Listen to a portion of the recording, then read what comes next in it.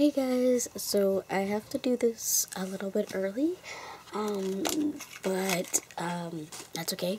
I was doing my herb thing and then realized, I was organizing my herbs over here, and I realized that I have something that I wanted to show you. I was just gonna do a, little blurb story time type thing, but I think you guys are getting a little bored of those. So, what I am going to do is show you how I make little herb pillows, little ones, and these are seasonal ones this time around. And so what I did is I have this little sewing kit. I have an actual sewing machine, but I find these hand done take me less time and I'm less fighting with the machine. And this I literally got from a dollar store. It's got everything I need in it. If I need a different color thread, obviously I'm gonna buy that, but those aren't too expensive, and you can get the really big spools for cheap too. And I just keep them in here, and it's kind of like my travel. This goes with me. I have a small little backpack that I keep everything in. I'll probably do eventually a what's in my bag type of thing. I know yesterday you saw my altar that I keep with me, I keep a lot of things, which is why I need a backpack versus a purse. A purse gets too heavy because they carry like water and a whole bunch of other stuff. You'll see. I'll do that probably in a couple weeks time. So anyway, when I make an herb pillow, I usually start with a stencil. Now these were already cut for me. I bought these at the dollar store. I thought they were adorable, so I decided to invest in them. I don't know if you can see that right about that. And I literally put just one on top of the other and sewed around it. This is the one I've started. This is just a random one that I wanted to show you. This is the one I've started. I gotta be careful because there's still a needle in here. And I've gone all the way around except for one little spot. And I know these aren't the biggest ones, but I'm not doing a huge one. Sometimes if I'm doing a bigger one, I'll use a bigger template. But all you have to do is use a template. Any template will do. This one, because it is the fall, I wanted it to be within the season, and so I did just a little leaf. But I have now drawn this out on paper so that I have a personal template for these, so that I can use whatever ones I want, and then just kind of put them out. I normally use anything from felt to like normal material, just like cottony material. So it's up to you what your personal preference is. And then in my mortar, I just have a few herbs. And this time around, I decided to go, I always tend to go with like lavender or something like that, but I can't have lavender because I have somebody in my house who's allergic, so I went with white sage this time. Rosemary, and you'll see me use rosemary a lot. This jar is almost empty and it was full when I started. And then a star anise. I do not like, personally, the flavor nor the scent of this. However, mixed with other herbs that I do like it, and I felt like this needed to be put into this today, so I put it into this. And those are the only 3 herbs. I'm not gonna make it, too difficult. And so I'm just gonna grind them, and I will see you back in a little bit. Okay, hey guys, so I've got my herbs in here. Now, I didn't grind them too fine because I didn't do too good a job of sewing this. I did it in a hurry, and then I have my little thing, and I am going to pour. Now, if some people might need a funnel or something for this, I'm just gonna kind of try to pour it in, or actually put it in with my fingers. And don't forget, the more you grind and the more you have to grind stuff, the more you put your intention into what you're doing, which is why I'm using my hands now to put this in here.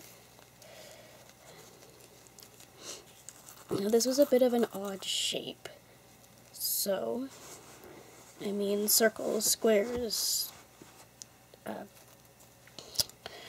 just about any shape you want you can do.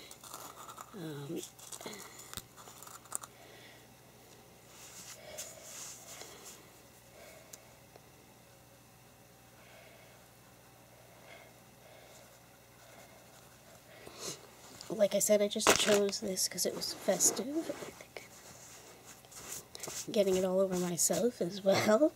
Anyway, so just to close it up, all you do is you take your needle and thread that you had. I made sure that this was long enough to go all the way around. And just so.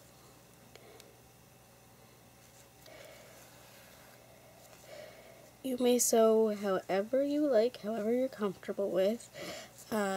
Just make sure they're kind of small stitches so that the stuff doesn't fall out. I usually, I want to go for like an embroidery thread kind of stitch, because that's what I'm used to. This is not it. Like I said, I'm trying to do this quickly for you guys so you don't have to sit there and watch me sew. I don't think that would be too exciting.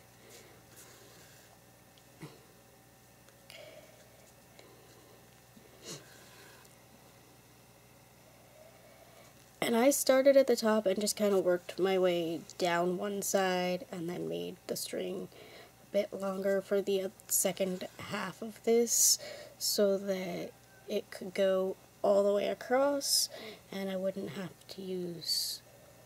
to string another piece of thread because the eye of this needle is so tiny. So if you're one that needs a little bit of help, maybe spend a little bit more on needles that have a bigger eye.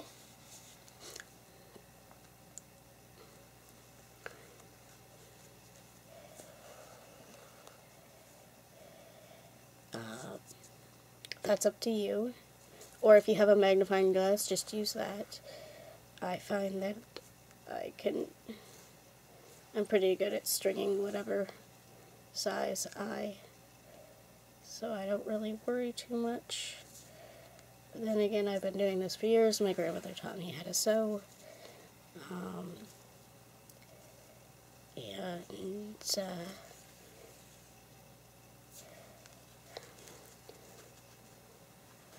Knit and a few other things. So I'm kind of used to it. I'm also kind of used to stringing the needle for other people because they can't see very well. So I've gotten, like I said, I've gotten used to it. And I just dumped more over myself. Let's get this closed.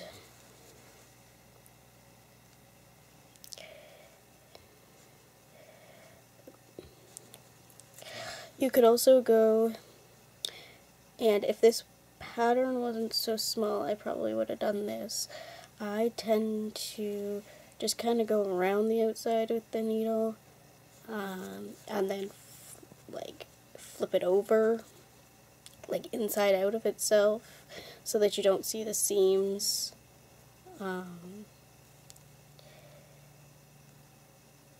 That's just my personal preference, but this was so small and so many different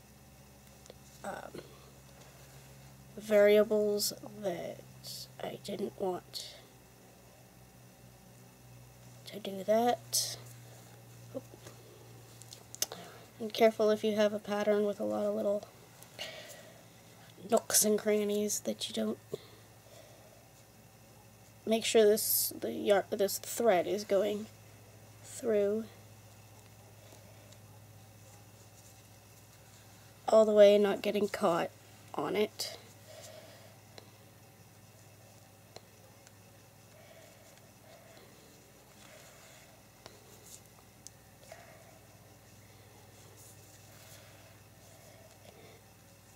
And probably later on down the road I'll show you a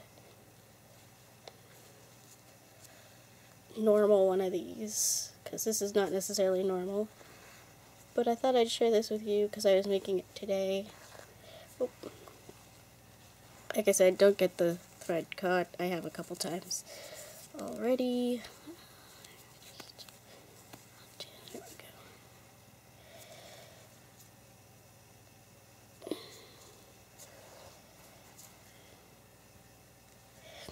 Oops. I double up on the thread just for durability and the fact that if I do that, if I drop the thing, it doesn't come out of the needle.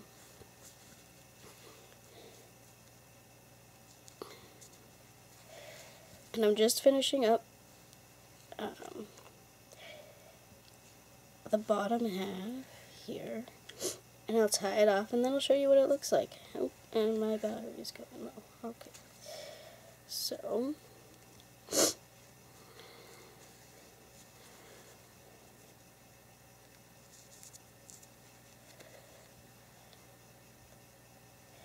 I'm just going to go around because I have enough thread. I'm just going to go around where I know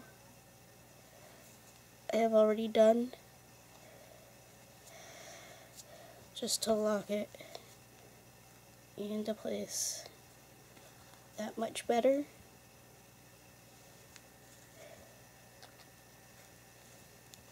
Because depending on what you use this for, I'm putting it in my drawers. You don't want it to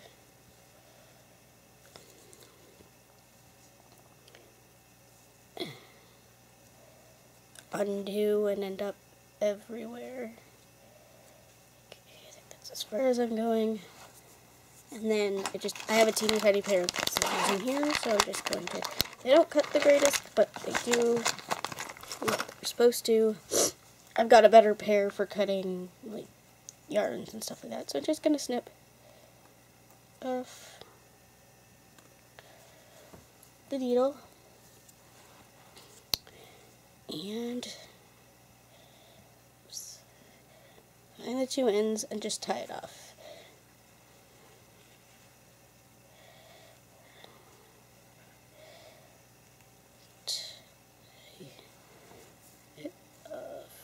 If I can.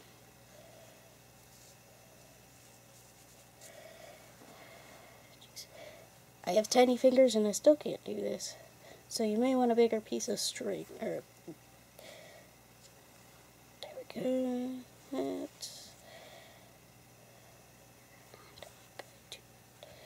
Double it.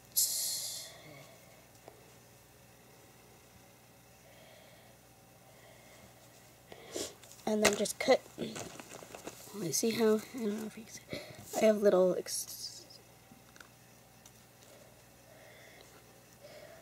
flyaways, so I'm gonna kind of clean that up a little bit